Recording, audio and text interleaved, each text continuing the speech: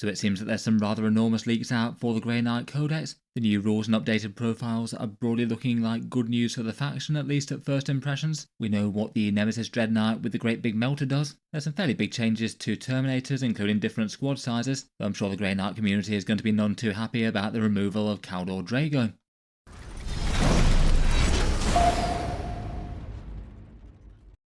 Hello and welcome back to Auspex Tactics, where today we're talking Grey Knights and talking through some big changes from their new codex. As I've already talked about in a couple of videos over the past few days, this one's really quite a big release week for Warhammer 40k. A new codex for both the Black Templars and the Grey Knights, along with some new models. The Templars get their new characters and combat patrol. The Grey Knights have a Hallowed Conclave battle force and a new combat patrol of their own. There's also Tyranids and Space Wolves coming out as well. As ever, if you were looking to pick up any of the stuff at the weekend, the channel's affiliate discount retailers are linked down in the video description. They can save a bit of money versus Games Workshop and help out Auspex Tactics. I feel like going into the release, maybe Grey Knight players weren't super thrilled as to their faction's treatment with model releases and things. I think perhaps the biggest disappointment was they didn't get their range update, which presumably they will be getting at some stage, but it's likely going to be 11th edition at this stage, and until then they're probably going to be rather towered over by the more standard issue Space Marines with their primary scaling and different Terminators. This maybe wasn't really helped too much by not getting a unique miniature resculpt. I was kind of expecting they might get at least one solo character release if Games Workshop decided to update them. Instead, they decided to go for a Grandmaster upgrade sprue for the Nemesis Dreadknight. Maybe a slightly curious decision to double down on a fairly unpopular model as 40k ones go. Obviously not everyone hates it, but most people wouldn't put it as the nicest model in the game, and seems kind of likely there's probably going to be a price rise for having that sprue in the box. The combat patrol featuring a presumably soon to be retired Dreadnought maybe wasn't the best news either. They're certainly not doing a whole load to encourage people into their faction before their update. While at first takes, plenty of the rest of the codex looks interesting enough. Kaldor Draigo's removal isn't really going to add into all the rest all that well. That was one of the bigger questions that we had for what was coming in the codex. It looked like they'd be losing 3 different datasheets. The servitors were basically a given, seeing as they were more or less an add-on to the previous out-of-production Techmarine kit, but it seems that the other 2 are indeed the fine-cast named characters that had their models taken off sale. So Kaldor Draigo and Brother Captain Stern. Stern I feel like was less surprising. His model was taken out really quite a long time ago. Certainly a well-storied character, and I really wouldn't be too surprised if he returns at some point, but just felt on trend with Games Workshop's removal of fine cast characters they don't sell anymore. Kaldor Draigo I think was more of a surprise. They had his model on sale until relatively recently. I did notice on the channel when it had been taken down and talked about it then. In all honesty though, I was guessing that he would probably still have rules in the codex. Several big names still survived with rules, even if they didn't have a current plastic model, things like Trazyn the Infinite, Pedro Cantor, or Cato Sicarius, and I was expecting that Draigo might fall into that category. With the datasheets revealed though, he's confirmed not to be in the book, and that must be really quite painful and annoying for Grey Knight players. It's a pretty fun and dangerous model. He's been very good in 10th edition, being able to deliver Terminators to charges really reliably, and also it's just a fairly fun focal centerpiece model as the faction's commander pretty much, even if he does have some fairly zany lore by 40k standards, permanently crusading through the warp without supplies somehow, and having carved his name into Mortarian's heart at one point. It's certainly a shame to lose him and not get an updated plastic sculpt, and particularly for a faction without a huge number of model lineups. It seems likely the Games Workshop gives him Legends rules, though I guess you could probably use him to represent a Brother Captain or a Grandmaster or something for the Grey Knights still. Maybe proxy as one with an Incinerator to represent his Psyche attack, though I'm sure they'll give him a Legends rules download as well. I just really can't imagine that they'd do a Grey Knights update without updating Draigo though, so at least compared with some it might not be as long before he's back again. We had an example of that pretty recently with the Chaos Jump Pack Lord going away in 9th edition and then promptly coming back in 10th. I certainly suspect that we might see him return. It does just feel a little bit mean and unnecessarily annoying to take his rules away in the future though, if that really is the plan. Feels like they could probably have just afforded to take the hit of selling his Finecast model for a little longer until he's updated.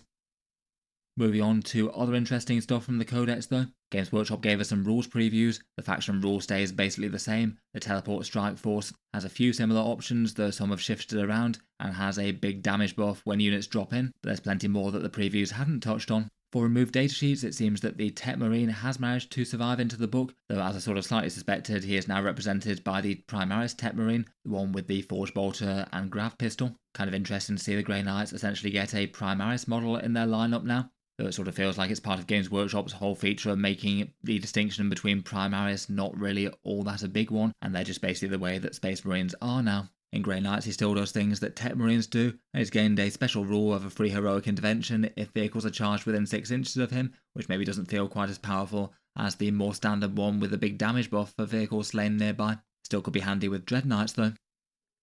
Speaking of which, we've got the new profile for the Grandmaster and Nemesis Dreadknight. He's the model that you make with the new upgrade sprue, and as a result he's got 4 new weapon profiles added to his option list. He hasn't lost anything at all, so you can still equip him with all the regular Dreadknight stuff, and it basically seems that the vast majority of his rules and stats are pretty well the same as they were. He costed 210 points prior to the Codex update. He's listed as the printed cost of 225 in the Codex, though obviously the book points aren't much to go on and we'll have to wait for the digital downloads. For his new weapon profiles, probably the one I was most interested by was the Subliminator, the great big quad-barreled melter weapon. And to be honest, for the appearance of the thing, it's maybe a bit on the underwhelming side. The base profile is just literally that of a multi-melter, 2 shots at 18 inches, strength 9, AP 4 and damage D6, but it does have better special rules. Rather than Melter 2, it has Melter 4, so if you can get in within 9-inch range, then it can hit stuff very hard indeed, and it gets twin links built into it, so that'll make it significantly better against tough targets. It means that toughness 10 and 12 vehicles you'll be wounding the majority of the time, as opposed to a third of the time. I'm not sure it's going to be a single thing that just completely revolutionises the Grey Knights against tanks, but if you wanted a very dedicated monster hunting Grandmaster, it doesn't seem like the worst thing to add into the mix. I feel like it's maybe more in a rival slot for the heavy incinerator versus the heavy side cannon though. I think that would still be my first choice. Otherwise, for weapon profiles, those pods on his chest are indeed a Fragstorm grenade launcher, so just a few extra little shots against light infantry. And the weapon profiles that he has is a Nemesis Mace and Nemesis Flail. The Mace is an anti-character choice, so 5 attacks, hitting on a 2+ at strength 6, AP 3 and damage 3, with anti-character 2+, precision and psychic. That is quite a specific profile. It's going to be good against character keyword models, and alright against things like Terminator equivalents, but not particularly stand out against other stuff. And then the Nemesis Flail has a whole bunch of strength 5, AP 1 and damage 2 attacks, 10 of them in total, so should be quite good at clearing out hordes or standard sized space marines, but honestly doesn't really feel like the sort of profile that you want on a Grandmaster Dreadknight that wants to be tangling with the enemy elites. Overall, between those, I just can't really see them commonly being taken compared with the great big demon Great Hammer that's the most popular choice at the moment. Particularly in the context of his other special rules getting buffed a bit, you can now use those 4 melee rerolls to hit wound and damage for every model all the time when you're attacking monsters and vehicles, and now you have a more normal captain style sort of discount on stratagems, just getting a -1 to the cost on them, as opposed to the reduced to 1 special rule that he had before. Overall, they were effective datasheets before. They'll still be interesting for enhancements and things. It still looks like I'd probably go for the hammer in melee and 1 heavy side cannon, and then maybe have a little bit more of a choice between the Subliminator and the Incinerator. Next up, there were some changes to the Terminators and Paladin squad sizes. It looks like Games Workshop's doing a similar thing to them as they've done with certain other models, and basically have the squad sergeant have the chance to fill in for a character. So now you can take them in 4s and 8s rather than 5s and 10s. The choice of 8 was maybe a bit curious. I might have expected them to go 4 and 9 rather than 4 and 8. That's what they did say with the Sisters of Silence. The points differentials are a little bit weird, and it doesn't just go 1 Terminator is X points, at least for the book printed points. The Brotherhood Terminators go 170, then 200, and then 330 for 8 and 420 for 10. So basically it seems that the cheapest bracket of where you get Terminators is at 5 of them, where it's 40 points each, and 5 is also the level where you also unlock a special weapon. There's still definitely some good incentive to get that 30-point Terminator if you were going to take 4 of them before. Otherwise, the Terminator datasheets have had a few changes. The Brotherhood Terminators now seem to be able to get an extra special weapon, taking an Incinerator or something on the Ancient, as well as a Squad 1, and their special rule was shifted around. They used to be the better Terminators against tough stuff as they gain lethal hits on the charge. Now they just always have extra AP against things that aren't monsters or vehicles, so they're more the ones that you might want to take down enemy elites. The Paladins got some interesting changes too. They now have a +1 damage on the charge rather than a defensive rule, so I guess aren't really going to be any particularly more sturdy than the Brotherhood Terminators. That is a scary damage buff, but it looks like it couldn't confer to characters unfortunately. It's locked to Paladin squad models. Either way, damage 3 melee is pretty intimidating, and they do also get the Narthesium in the unit now, so they can resurrect slain Terminators the same way as the Brotherhood ones, and that's really quite a big buff just have safely included. There's a Terminator and infantry themed detachment in the Codex, and that one's called the Hallowed Conclave. Games Workshop hadn't really told us too much about that one. The core rule isn't the most exciting unfortunately. Terminator keyword units can shoot and charge in a turn that they fell back. Definitely not unhelpful to have, but feels like a bit of a side benefit, presuming the squad actually survives the melee or any counter-attacks that the enemy does. And then otherwise we've got stratagems for things like a -1 to wound infantry this phase, presuming their strength is higher than your toughness, a +1 attack to Terminator melee, so pretty fearsome with a bunch of charging paladins there I guess, a 4+ to shoot or fight on death, a reactive move of d6 inches for infantry, and pistol and twin-linked stormbolters. The enhancements don't really feel super exciting. For some reason there's a couple of ones that help out squad overwatch, which isn't unhelpful but not usually the main way that Grey Knights deal damage. There is a nice easy damage dealer for a +3 attacks on Terminator models though. One of the more interesting and scary detachments in the Codex looks like it could be the Banishers. This one's the psychic themed one, and the core rule for this one gives you a nice easy melee damage buff. Channel's Force gives you either lethal hits or sustained hits if you can pass a leadership test, so a bit like an old school test to cast, and then you make your force weapons better. Just being able to turn on lethal hits to their strength 6 and AP2 damage 2 profiles is going to be enormously helpful when combating tough stuff and really help them round out, and of course they'll just hit harder against everything else with sustained hits too. As well as their previewed stratagems, they've got an advance and charge one for infantry, which is pretty helpful, and they've got the Mist of Deimos stratagem as well, so a reactive move of 6 inches or returning to reserves when the enemy moves within 9 inches, and that one's just a fantastically powerful stratagem. For the enhancements, it feels like maybe the single most standout thing is one to just launch D3 mortal wounds automatically towards an invisible enemy unit within 24 inches. Presuming that doesn't have an absolutely astronomical points cost, that seems like a very easy one to take on a character that can access it. A few of the other things are maybe situationally helpful, though I feel like they're maybe the strongest elements of the detachment. There's a bunch of other things in other detachments that I'll talk about with the full Codex review. It feels like for the datasheets, more things have stayed the same than changed, but the main thing that they've shifted around are a whole bunch of these special rules. In particular, the characters have had some real buffs and nerfs. The Brother Captain confers lethal hits to his lead Terminator style squad, so he could help out Brotherhood Terminators or Paladins against tough stuff.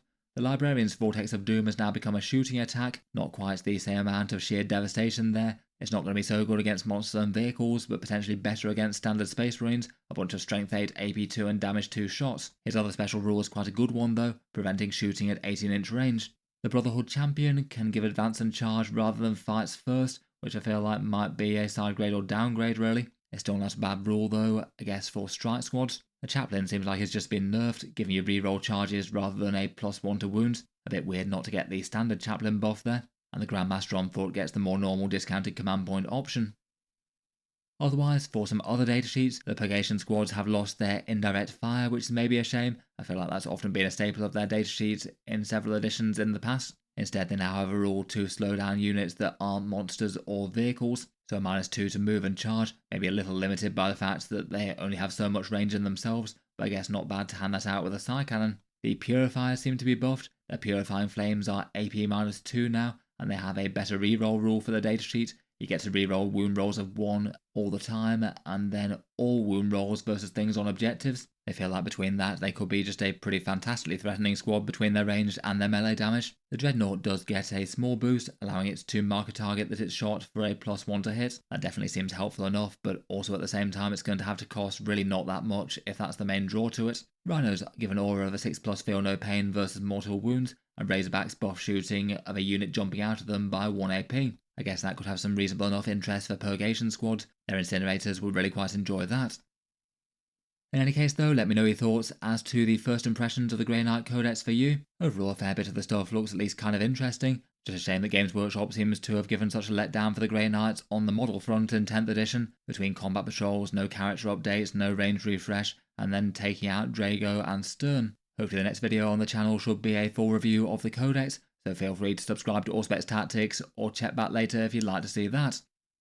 If you've been enjoying the videos on the channel, then feel free to subscribe to Auspex Tactics. I'll certainly keep the regular 40k videos coming, with new ones out just about every day. If you'd like to support the channel and keep the videos coming, Auspex Tactics does have a Patreon page linked down in the video description. A big thank you to anyone helping out there. Channel patrons get a few advantages, including some videos early from time to time, regular votes to see what sort of things come next on the channel, and automatic entry into the regular prize giveaways with the chance to win some big model kits each month. If any of that sounds good to you, or you'd just like to help support, the link's down in the video description. In any case, a massive thank you for listening, and I'll hope to see you guys next time.